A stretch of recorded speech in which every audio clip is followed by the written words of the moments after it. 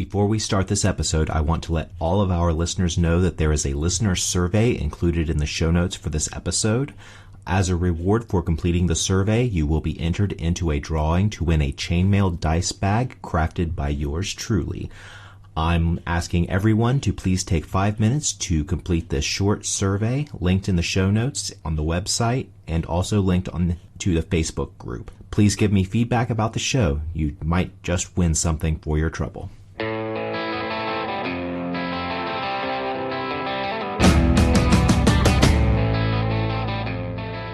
Hello and welcome to this episode of the Alien Familiar RPG Podcast. I am Clayton. Boom, biff, pow, snicked. It's me, Kyle Perkins, sound effect master. I'm Jordan. I'm Hayley. And before we get started, you can find show notes and more at alienfamiliar.com. You can email us at alienfamiliarmedia@gmail.com. We are on Facebook. And if you would like to help us out with hosting costs and supporting this show, you can help us at patreon.com/alienfamiliarmedia.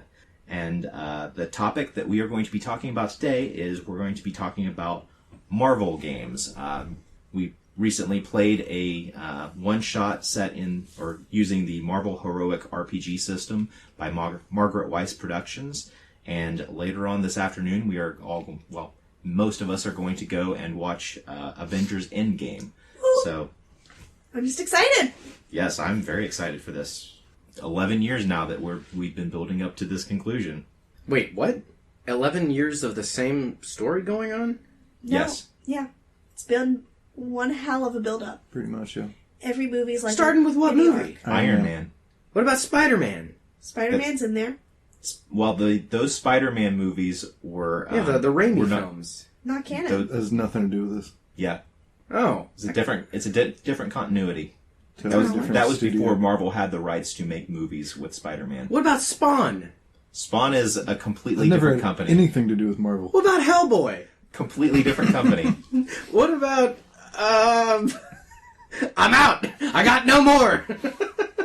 Interesting. So, I did see Iron Man 1 on the silver screen.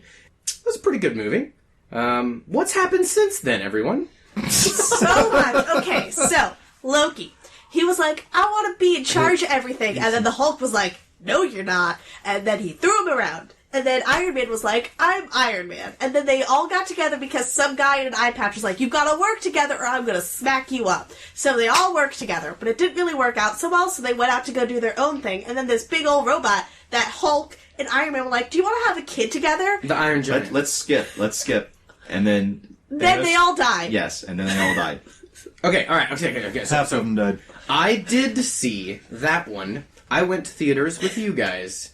And, man, did I not know what the fuck was going on. You gotta watch all the other movies. I'll pass. I'm good. And that's a big thing, particularly with comics, especially Marvel and DC, is the continuity that's going on with all of the stories that are constantly being... Like, it follows the soap opera model from television, where you have to have new content constantly, and the way the new content is just cranked out creates mind-bogglingly intricate stories where ultimately everything returns back to normal. Right.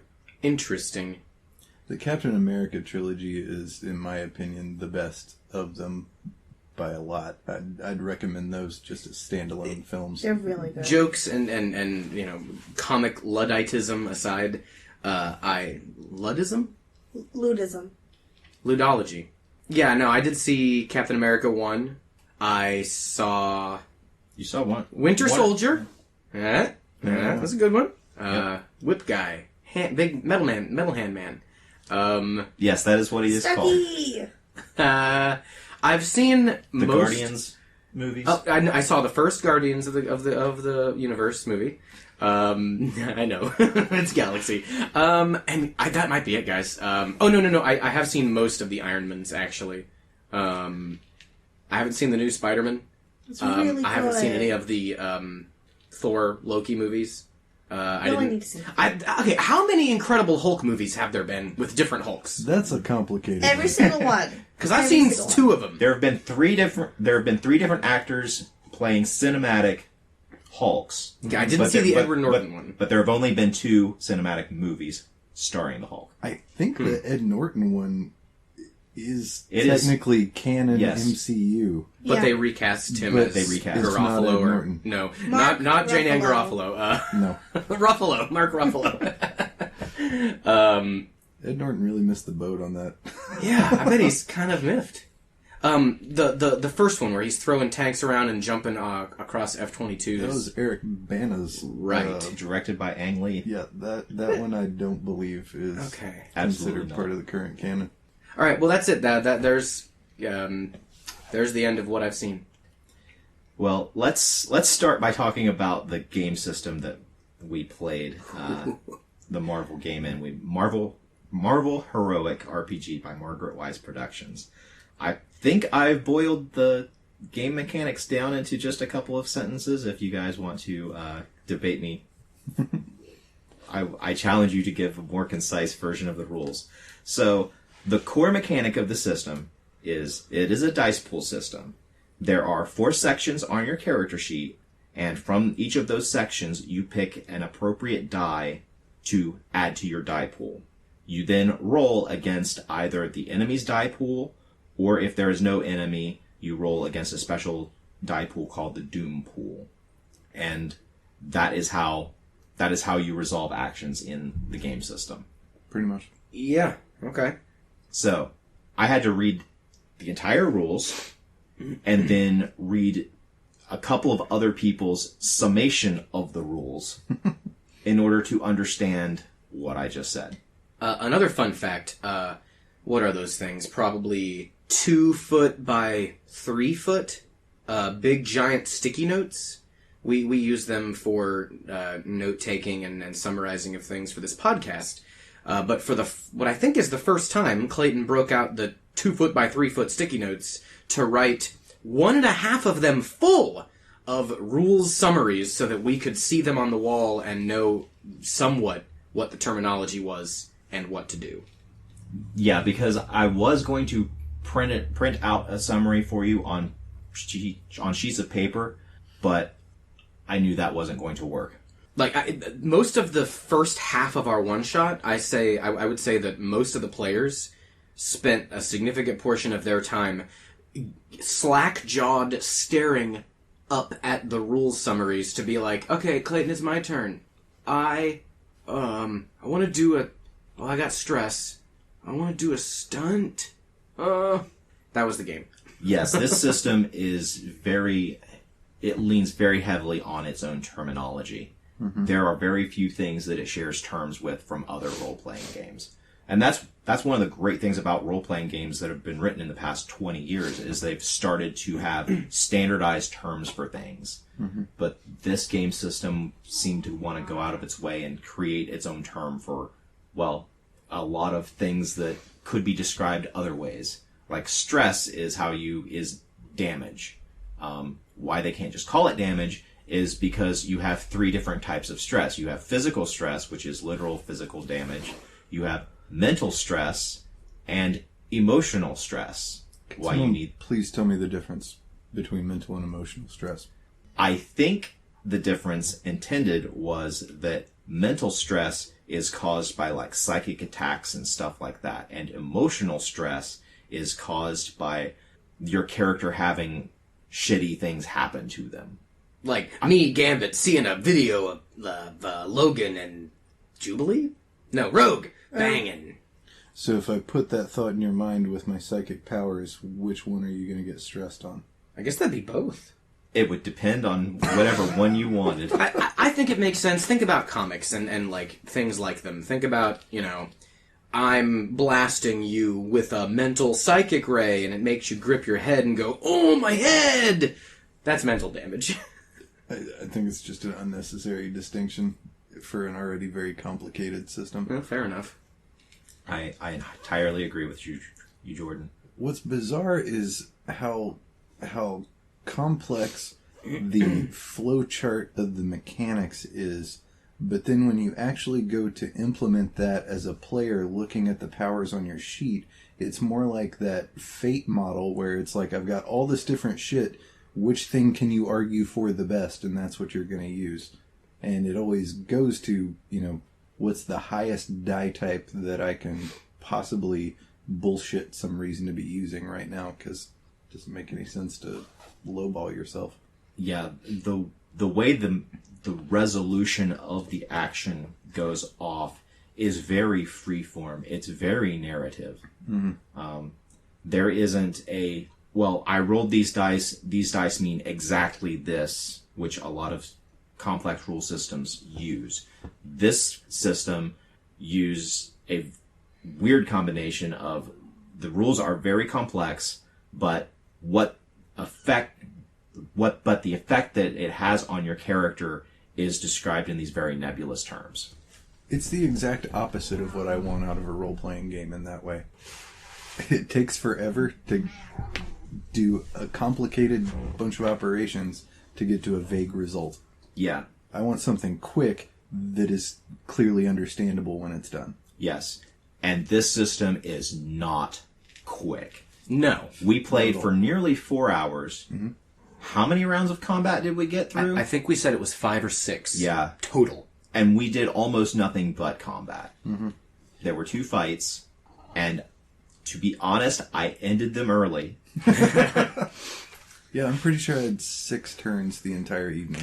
Did you guys get to finish the story, or did the system kind of eat your story and you were left with ending in a weird place? I forced an end to the scenario as quickly as I could. Since I was not there, can someone give me a brief description of what was going on? Who was your baddie? What was your story? We got captured by Mojo and, taken into the, what's it called? Mojoverse. Yeah, of course. Into the Mojoverse and just had to fight some stuff for his, interdimensional like TV the Planet show. of Pain or something. Murder World. There we go. It was sweeps week during for Mojo. Yep. Gotcha. So we were mostly fighting Mojo and Spiral, and I think a few random other bad guys that were goons with guns. Yeah, literally just goons with guns. Yep. Cool. And so let me share what it's like to take a turn. I will say, at first, I thought it felt a little bit cool to look at all these things that I have, kind of like a tool belt. Like, I'm going through this big list of steps, this flowchart for every turn. And at first, it was kind of novel. It was kind of fun. It was very different. I'll pause my analysis for now and say that first you would pick an affiliation, which means, are you doing a solo action, are you working with a single buddy, or are you working with a team? And different characters have better or worse die types depending. So me playing Gambit, I always worked better alone. I got a D10 working solo. With a single buddy, I got a D8. With a team, I got a D6. And from there, you have distinctions, powers, specialties. There may also be an opportunity you can take advantage of. There might also be some other random shit that you've done by spending, what were they called? Not bennies, not luck points. What were they called? They're on there. Plot points. Oh, yeah, right. Spending a poker chip, a plot point, to add even more dice to your pool. And at first you're thinking, wow, this is awesome. I'm building my team. I'm building this cool role. And it ends up being something like 1, 2, that's a distinction, 3 from a power, 4 from a specialty. I'm a crime master, that's my specialty. I have several others. And we'll say that I've taken advantage using a plot point, that's like 5 dice, and we'll say that somehow I have a 6th because I'm taking advantage of something else. And while you're doing this, you're sitting there staring at your sheet, reading over your entire sheet. Yep. And everyone else is, like, thinking about Black Widow. I don't know. And then once you have created your die pool, it goes to me, the game master, who in this game is called a watcher, to do the exact same thing if you're fighting against an NPC. Yep. So it took me a little while to explain that. Then the DM has to do the same thing to pick their counter roll, and then you roll. And then you might be like, oh wait, I can do another thing to add another die to my pool. Whoa, I do that. And in the end, this thing that at first feels very novel and very cool becomes extremely tedious, and you end up realizing that, more often than not, spending a plot point to add an extra die doesn't do shit. You don't get shit out of it. Yep. That's the game. And it takes so long to beat somebody up that, it'd be one thing if all this manual shit you had to do as a player to have your turn represented like 30 seconds of game time where you're just pounding away back and forth on your opponent and a significant chunk of their health or whatever was depleted. But no, after you do all this shit, it's the equivalent of like, okay, you did D8 hit points of damage or something, and you'd have to have as many rounds as you would in D&D or whatever other system to beat somebody up, I think. Yeah. But you're just going to be doing that for like 3 game sessions. The game system does have a way of ending combats early, by which whenever you guys roll ones in your die pool, those get pulled out and they go into what is called a doom pool. And that it increases the dice that are in that pool. Once the dice in that pool reach a certain threshold, I can end a scene right then and there. But in the course of our game, it wasn't happening fast enough for this slog of a combat to reach an end that was going to be satisfactory. Mm-hmm. So I ended up ending the combats even before the built-in early end mechanism for if combats are starting to feel like slogs. Yeah.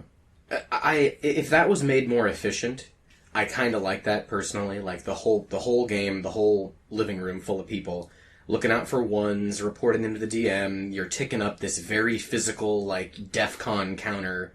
I know that the counter would be, the DM can just do that anyway at their discretion, but I kind of like that counter system. That was something I enjoyed from this game. Even though it didn't happen very fast. I'm not a huge fan of the Doom pool or any of those mechanics that are similar in other game systems that make the DM into essentially just like any other player, but they're playing the adversaries, and there's this weird economy back and forth where when the player does something, it might benefit the DM in some way and give them some resource with which to fuck with the players. Like, I think that's just a fundamental disagreement I have about the role of the GM in games, because you are the one as the GM who is kind of in control of all the rules, and to legislate narrative mechanics, I think is kind of strange. And I mean, for one thing, like you said, you can do whatever cool thing you want, whatever you can justify. If you need the bad guy to escape, you come up with a way for him to escape. Why do you need, X number of dice in order to do that? I just don't understand what you really gain with that added layer of complexity. You know what I mean? Mm-hmm. Well, okay, I'm obviously less familiar with comics and with the Marvel Cinematic Universe. Does that system represent a theme or something from the movies? Would you say? I don't know. I feel like it's trying to resemble the struggle, because a lot of the early Marvel movies was about the hashtag come up of like Thor loses all of his powers, gets thrown down to Earth, and you have to like be on your best, or like Iron Man learning how to be Iron Man, and it's a lot of a hardship. But I feel like complexity and hardship do not equate the same thing mechanically. But then again, I did not play this game, and I only watch movies. Well, so. it's more like an axe getting ready to fall. I don't, well, not really an axe, but you don't stop the bad guy in time. He gets away, and that feels kind of comic booky to me. But I don't know. Yeah. The part of the comics that I feel like it really does emulate well is that all of the characters there are going to be important. Everybody sitting around the table or whatever, they're all going to have things that they can do with their power and skill set in a combat or in in any sort of a conflict type situation. In this system, you can literally have Thor next to Hawkeye, and it's not going to be, well, Hawkeye's just useless, which... Hawkeye is not useless. He has compared 8 to whole Thor, hours. compared to Thor, he is. Thor can't shoot an arrow. Thor doesn't need to. He has lightning. And he probably could. Thor's kind of like Superman, right? Very He's way Very cooler than Superman. But effectively, he's a power god. level. He's Power level, yes. He's got a hammer that only he can... Yeah. Hawkeye's a dude with a bow. And a lot of tricky arrows. Like, fart gas arrow! You don't even have that many tricky arrows in the movies. And he's always running out. Yeah. Marvel Cinematic Universe. They're always coming up with some bullshit to cause a character to not be able to do capital T, the thing. Oh no, that's a superhero. I can't do that. Not be able to do their goal.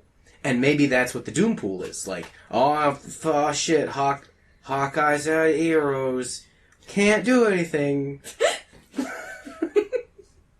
The Doom Pool isn't necessarily a bad thing for the players. Like, it's not a countdown to, we have to end this fight before the Doom Pool gets big and we lose. If the good guys are winning whenever the Doom Pool reaches that threshold, then the combat ends, but we just narrate how the combat ends. That's how it's designed to do. Weird. I kind of like the idea of having, like, a looming threat of dice that the players need to watch out for, but I feel like that particular mechanic of once it reaches this number, it just ends is dumb.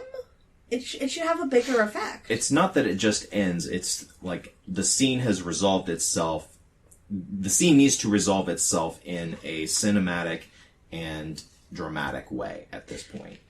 Do you think they put that system in there because combat was going too long in playtesting? Yeah, I think it was a Absolutely. Band-Aid. Oh, no. Yeah. Give them 2 or 3 hours of, token slugging back and forth. And then, okay, let's talk about how it ends, because we hit the counter. I don't think it is physically possible to take a character like from full health out of commission in a combat. Wow. I don't think so. Well, then again, in superhero movies, you never see them completely out. They will always have just that little bit left to keep going, and most of the time, especially in the cinematic universe, they're only, like, sexily scraped. Like, they have, like, a little cut on their forehead. the old Captain dirt Kirk on their shirt muscles. Oh, their shirt is only ripped by the abdomen? Wow.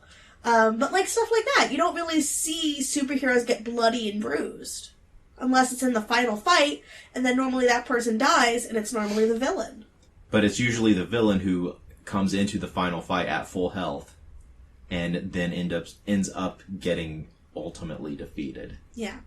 I was just thinking about in Captain America Civil War how long it would take to have that airport fight in this system. Oh my god. It'd be like a week of solid full-time gaming. Yep. You lost me, but then you had me. A week of full gaming? A dream. So I would describe this system as pretty highly complex. From the Game Master's perspective, it is definitely one of the games that requires the most mental load on the Game Master. Because each villain is as complex as each one of your characters. Mm-hmm. And if I have, for instance, 2 villains against the 4-player characters, it becomes so unwieldy to manage those characters. And even at the end of the session, I was forgetting rules every time. Like, I was supposed to be giving you guys extra dice in your pool for whenever the villains were damaged. You were supposed to get bonus dice in your pools due to that. And the majority of the time, I was forgetting to do that. Dice pool games are really slow anyway, but when you have this level of granularity of picking each individual die in the pool, it's not just like this plus this equals my pool. My god, who wants to sit down and make decisions on like 8 different dice and try to argue for each one if need be? Yep. And for all those categories I mentioned, affiliations, distinctions, powers, specialties, plus others, a lot of those things require duplicate individual polyhedral die types. So it's a minor complaint, I guess, but when you're trying to get people into a system, being like, hey, yeah, welcome to Dungeons and Dragons. You gotta have your polyhedral die set. It's like $5. I got one you can use. Welcome to the Marvel Cinematic Universe game. Do you have 10 polyhedral die sets? Do you have enough play space so that you can set out individual things in front of you and this tracker sheet? Like, ugh. The tracker sheet is something that I made up because I knew it was going to be needed. It was helpful. Keeping those dice, your dice pools straight, because after you have rolled your dice pool, you start picking out which dice you're going to be using, and some dice, like if you roll a 1, they get taken out of the pool and they get set aside for something potentially later. Mm-hmm. The dice that you want to essentially make your attack with are set in one set aside, and then you have a separate die you have to separate out that is going to represent the equivalent of damage for your attack. Which one of those steps is the fun part? You tell me. I didn't find it.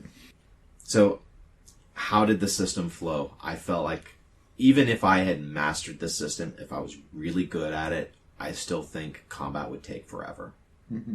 I think it's just a feature of having a dice pool system where you have to roll against another dice pool. Yep. It's never going to get faster than a certain point. Especially with multiple phases to that process. Mm-hmm. If it's just successes versus successes, that'd be one thing. But it's just so fucking fiddly. Mm-hmm. Something that you guys... I know that you guys were playing characters that were already created. And I think when we were brainstorming about what to bring up about this system, you guys said that there wasn't a mechanic to make your own superheroes. Is that right? That is correct. There are no character generation rules in Marvel Heroic RPG. So when you say, I'm going to play this game, you basically have to look up the character, and there's, like, for example, for your character, Kyle Gambit, you already had all those stats printed out. You don't even get to pick your die types for certain things. Like, there's no creative thing that you get to do to make the character your own. And is there no, then, leveling up? Yeah, that's true. There is... I did not want to go into it because it's a whole thing. But there is a way of... Not necessarily... You don't improve, you change your stats. You can modify how they're configured. You're just moving stuff around? Basically, yeah. There is, like, Nina R. played Rogue. There was some mechanics in there for her to basically absorb somebody else's powers and take on a different power set. But for everybody else, it was... You were just moving dice around. And you're still just going to make the biggest pool that you can out of what's there. I mean, I guess get a D12 in each one of the categories and then you're set. The main thing would be like with your special effects under your powers where you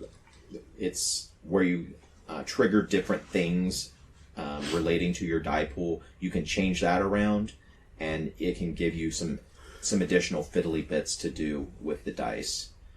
It's possible to like increase dice in your pool. Like if you have a D10, it would be possible to bump that up to a D12. Mm-hmm. You know what I would like to see? There's a lot of superhero role-playing games that I haven't played, so maybe it's out there somewhere. But one thing that's pretty common in comics and all that, especially with like X-Men, is you show up with a character that is way more powerful than they can handle.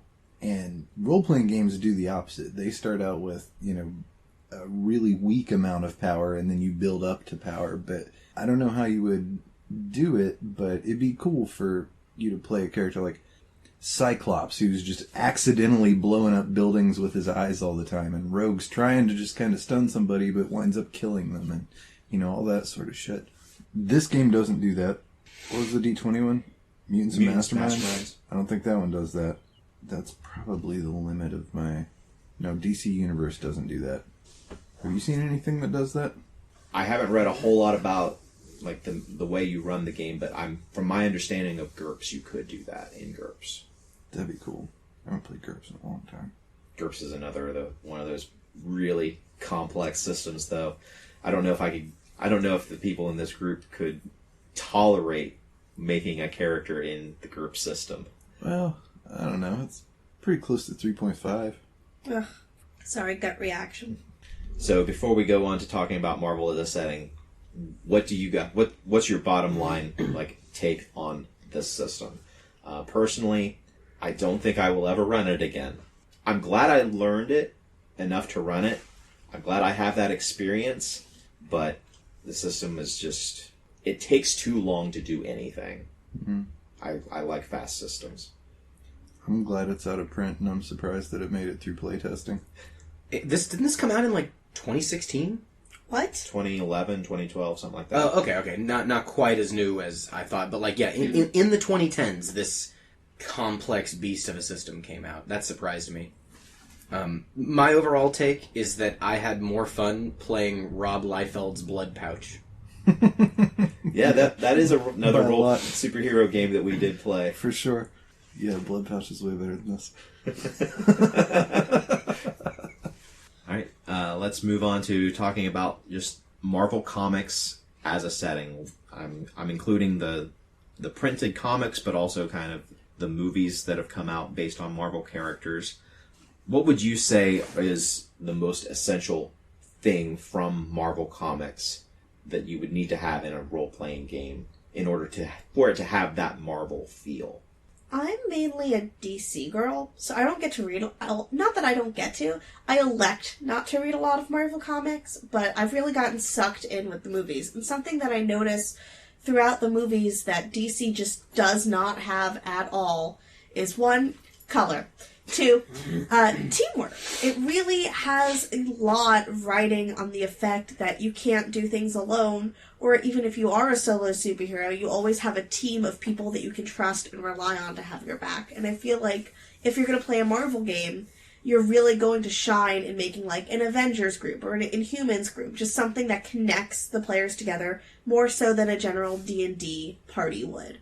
Because with a D&D party, you kind of got your own thing going on. I feel like in a Marvel game, you have to be this is the superhero team. All of you are essential to beating this thing, and you all have a personal stake in it. I entirely agree. I think one of the most essential things for having a Marvel game, I mean, it's very much along the lines of what you said Hayley, but the characters, they have a support structure, and they don't necessarily get along with that support structure. Like in the Avengers, the teammates of the Avengers, they're constantly bickering with each other. Mm-hmm. They have a lot of respect for each other, but they also make a lot of jokes at each other's expense. Fantastic Four has been described as a dysfunctional family because 3 of the characters are related either by blood or marriage. Wait, what? Sue Storm and Flashy Boy are siblings. Dr. Man and Invisible Girl get married, and then there's Rock Boy. Who's just Sue there. Storm? The Invisible Woman. Oh, that's her name. She used to be the Invisible Girl before she got married. Wait, what? What? Y'all didn't tell me that. That's true. You made a woman out of her. Ooh, okay. Wow. Choices, Marvel. Choices. Okay, so the Rockman is not related at all. No. He's just doing his own thing. Yeah. Poor sad Rockman. I remember. He's sad Orange Man. Yeah, Yep. well, he's best friends with Dr. Stretchy. Mr. Fantastic. Why does no one know the Fantastic Four's names? I know their names. I choose not to They call give him them the the Thing, respect right? they don't Yes. deserve. He's the Thing. What kind of a shitty name is that? I'm Dr. Fantastic and my best friend. Dude, it was 1962 or something. Thing. Come on. And they were already running out of superhero names. So something that the Marvel game that we played did not have was character creation. Do you think that having some sort of, do you want to have the freedom to create your own characters if you're playing in a Marvel game? Or do you just... Absolutely. I love these characters and I want to interact with them. And yeah, it would be really fucking cool to play Mystique and be a boss-ass bitch. But you know what? I'm my own boss-ass bitch. And I feel like the best part about Marvel is that it's such an expansive universe that, yeah, you want to make your own character to go travel the star galaxies with Star-Lord, and yeah, maybe you do want to be that Asgardian that worms your way into Loki's cold, cold, cold, frozen giant heart. Like, just saying, I want options. Rogue's not going to do it. I'm a little torn on it, because the Marvel Universe is all about the Marvel heroes, and I don't see how you could play in a game where you're not either totally overshadowed by these existing entities or circumventing them in some way that would feel like cheap and forced. Yeah, in that way, you're just writing fan fiction.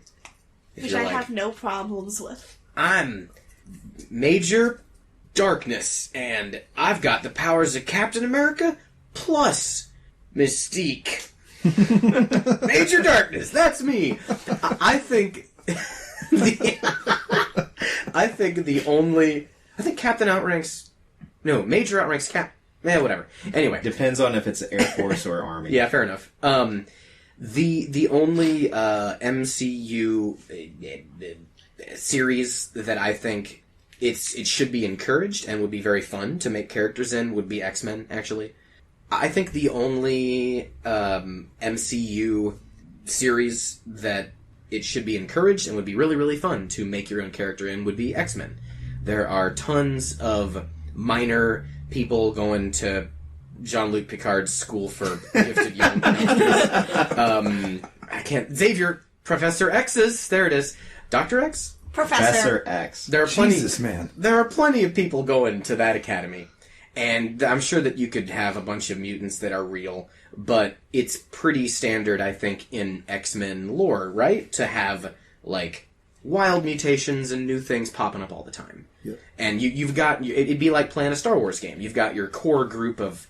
You got Wolverine, Jean Grey, Cyclops. I was going to call them red sunglasses. You got Rogue. You got all these people, and they're like they're the varsity team. But you can make a JV team.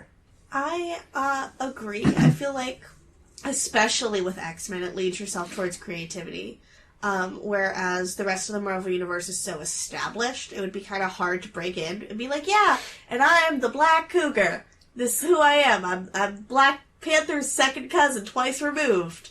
Just trying to, like, edge your way in. But with X-Men, it really is just about your powers and trying to define yourself, while also fighting the man. I actually really like X-Men. That might be my favorite Marvel thing. Yeah. Fair. I think it would be really fun. I've wanted to play in something like this for a long time. A Age of Apocalypse kind of scenario where most of the major heroes are dead, and it's like really fucked up to be a superhero, you know? In a situation like that, you could make unique characters that would shine and be interesting. But yeah, if it's just like what's going on in the modern day Marvel-verse, would be... It's like, why isn't Thor handling this, you know? Mm-hmm. Is that an established series where, like, a bunch of the main heroes are dead and it's like the JV squad running around? It's like an alternate future X-Men scenario where Apocalypse kind of takes over the world. And wait, there's a villain called Apocalypse? Yeah. There was a whole movie about it. X-Men Age of Apocalypse. He's actually awesome. Yeah. Okay. Yeah, he's really All cool. right. Not in the movie though. No, he sucks. But yeah, he's killed a shitload of the X-Men. He's like rounded people up and stuff, and it's all like this, you know, far future dark shit. It's where like Cable comes from and Bishop and those guys. Okay. He rules the Western Hemisphere. Yeah. I also think, because of Spider-Verse, I think it could be really interesting to play a Spider-Verse game where you're all essentially playing the same character, but there's slight different variations. You can make your own universe that you're from. Don't laugh at me. I want to make my own Spider Soda. No. This is like our Nicolas Cage game. Yeah. The Nicolas Cage verse. Yeah. That's awesome. I had a lot of fun playing that. But yeah, I think that could be a really cool Marvel endeavor. Spider Soda? Spider Soda. That's what they're called. Oh, it's like when people make their own, like, Sonic the Hedgehog character. Yeah. Cool. One thing that I think is really hard to pull off in superhero role-playing game kind of things is balance among players, if you even want it. If you look at any two random X-Men, let's say, you might have a wildly different power level between them. If you take somebody like Storm and Jubilee. Storm and Jubilee, that's fine. Yeah, I was thinking, what was the one I mentioned earlier? Beast and Jean Grey. Oh, yeah. Yeah. How the fuck is that an equal number of points? Did Beast just dump everything in useless knowledge? He's just really smart, and he's big and blue and hairy, right? Yeah. He's strong. Yeah. He can like climb on walls and stuff. He's acrobatic, but that's about it. But I mean, he's like one of the smartest people on Earth, right? That's like Yeah. his deal. He's up But there. that's not his mutation. His mutation is that he's big, blue, strong boy, but he decides to use his brain instead of his brawn because he is the best X-Men.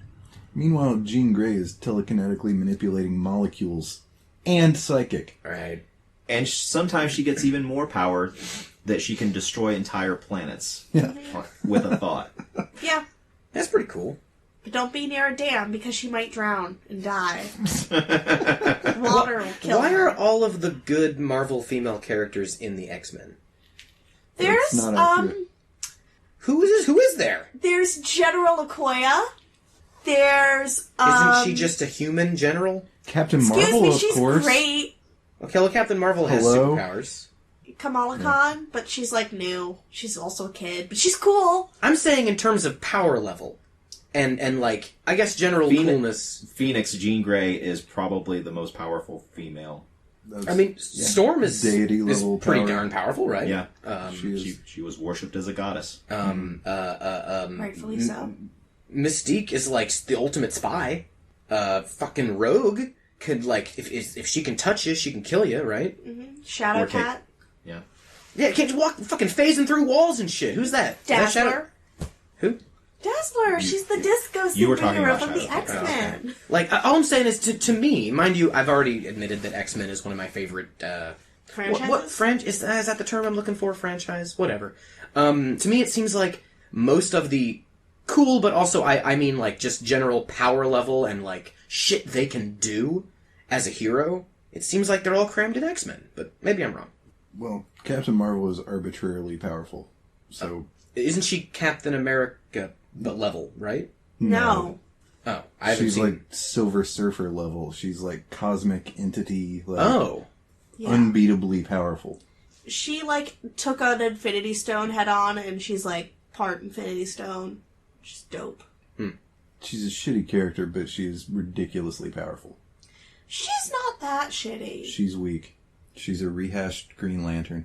Staring at you. The podcast can't pick it up, but... I'm right, and you know it. She's like a Green Lantern without any honor code. Yeah, but more like the good Green Lantern and not the white Green Lantern. What? There's, Talking like... about Ion? No, there's many different Green Lanterns. There's... Not Hal Jordan, you're thinking Guy Gardner. Yeah. Which in French would be pronounced Guy Gardner. Sorry, I was just hearkening back to my god-awful Creole accent I did for Gambit. I'm not going to do it. I think something else that might be imperative to a Marvel game is that there's kind of a lack of depth. I feel like because Marvel is all about the crossover, the continuation of the story, you can do lots of different campaigns and many different arcs in a Marvel game. But to do that, there's either got to be a lack of depth or a death that spars on the next big bad for revenge. And I feel like there's a lack of consequences in the Marvel universe. A lack of permanent death. Characters die all the time in That's true. comics. There are multiple characters who have died multiple times. But they're always brought back, so I feel like it doesn't count. Right. Relating to death, like, most of the time you're fighting a faceless mob of mooks. Yeah. And they may or may not be killed whenever they get thrown across the room, but it's not something that's dwelled on. Like, unless you're playing a game like The Punisher, where you are intentionally going out and killing people, the goal of the heroes is not to kill who they're fighting, it's to defeat them. Is the Punisher Marvel? Yes. What about Elektra? There's a movie. A quote movie unquote. You know what I would like to see as a game mechanic in a superhero game? There was a Superman game on PlayStation 2, I think. That was a lot of fun, and you're flying around. It's like, you know, GTA style, you know, sandbox kind of scenario. You're flying around Metropolis, shit pops off, you go fight it, whatever. But if you don't deal with that shit, the robots that are killing people or whatever is going on, the city itself has a life bar. As you're fucking shit up, you can also damage the city. And so I'm thinking about, like, the Avengers movie and all the fucking hell that they dropped on Manhattan. I would like for there to be, like we were talking about, you know, some dramatic countdown timer or something like that. Like, it'd be real cool if in combat, every round, you know, however much damage everyone's done collectively gets applied to the city too. Ooh, or something that like could be that. really fun. I would love Well, that. there was that Superman movie that I unfortunately saw in theaters, now that I think about it, where he fights Zod, right? And they Yep. blow up a, you know, like 20 city block diameter. Yeah. And he's, like, grabbing his, like, laser beam eyes and, like, blowing people up and shit. Like, that was weird. The best part of Superman versus Batman, or whichever way it went, was seeing that scene from Bruce Wayne's perspective on the ground. And it's like 9/11 style, like shit is just falling all over the place. Oh, they do Yeah. a flashback, but from Batman's perspective? Bruce Wayne is seeing this fucking, you know, demigod battle and all the human fallout around him, and he's just like hating on Superman the whole fucking time for doing all this shit. Interesting. But he's Batman! He does the exact same thing, but with money! Batman doesn't kill! Excuse Well, me, in the in the Snyderverse new he DC does. he does, and it's awful. I don't think he drops skyscrapers on people. He doesn't drop skyscrapers on people, but he has a bat plane with bat bombs. Batman doesn't kill. Batman doesn't kill, you are correct, but you know what, sometimes we can't have nice things. It's hard to be a DC fan nowadays. What happened to the Batman Begins? What happened to that trilogy? Where'd they go? It ended. Batman Begins, the best movie ever made, and then we don't talk about the last one. I liked those movies. The director and writer told his story and ended it. That's what happened to that series. Mm-hmm. And now we're left with This. this. The last movie was kind of a wet fart. It doesn't exist. Never happened. It's right up there with the Star Wars prequels. Never It gave existed. It gave us some solid Bane memes, though. Yep. Oh man, Bane wasn't actually Bane! I'm not gonna write about it. We're talking about Marvel. It's fine. He was not Bane. He was not Bane. And it brought in my... I hate Talia al Ghul more than I hate more actual real people. I hate her so fucking much. Wasn't she like a Black Widow type? But worse. The Bane Which from was alright. was it the George Clooney Batman? Yeah. With It nipples. was more like Bane than the Bane from that last Batman. He was unrecognizable. Hey man, I would, and mark it now, and put it in your notebooks. I would play a game set in Tim Burton's Batman universe. Yes. That'd be awesome. Yes. Yes. Yes. I think we're gonna end the. Well, do we have any geek things to talk about? Because I think that should be the last thought of this Marvel topic, talking about DC. Oh, I'm sorry, guys. I didn't love even it. think That about was it. perfect. Damn it. Geek things. We're all gonna go see Avengers Endgame. Yay! Well, I'm not. You get I to would enjoy actually your go, life. but I have to work. Fair enough. Sorry for your loss. The one geek thing I have is the fact that the Library of Congress has committed to having the entirety of the Library of Congress available online within 5 years. Yes. That's awesome. Yeah. Hell yeah, dude. That's gonna be a shitload of art resources for one thing. Yep. Holy damn. Blue Origin's probably going to the moon. They teased it anyway. I'll keep you updated. This has nothing to do with superheroes either, but for anybody that hasn't seen the Netflix original miniseries Black Summer, it's real great. It's one of the best zombie TV show things I've ever seen. It's the worst parts of 28 Days Later and the worst parts of The Walking Dead put together, told from multiple character storylines that strangely interact with each other in very like background kind of ways that all like weaves in, and whoever was in charge of continuity for that show deserves a fucking award because it's amazing. By worst parts, you mean like the worst things to happen to the characters, not like No. I mean the rules of the zombie outbreak. Like they're fast, they're strong, like 28 days later, they turn really fucking quickly. And like Walking Dead, you don't even have to be bit to turn into one. You can die in a car wreck and come back as a zombie within like 10 seconds or something. Jesus. It's a fucking catastrophe. And it's brutal as shit. Like, some of the fights in that thing are amazing. But yeah, it's nerve-wracking. Like, you sit there nervous for a solid 30 minutes. It's really good. So yeah, check it out, Black Summer. She-Ra Season 2 is also out on Netflix on a much lighter and gayer note. It's only 7 episodes. Really hurts your heart. There's not more Noelle Stevenson. If you're out there, make it happen. Give me that sweet, sweet, sweet, sweet lesbian content. I need it. That's it. Go watch it if you want some happiness in your life. And now, a brief little piece of action theater brought to you by me, Kyle Perkins. Give me that sweet, sweet lesbian content. I need it. Just saying. It sounds a little different coming from Sounds you. a little bit different coming from my Danny DeVito looking ass. All right, guys, what do you say we stop this bullshit and go watch a movie? Woo!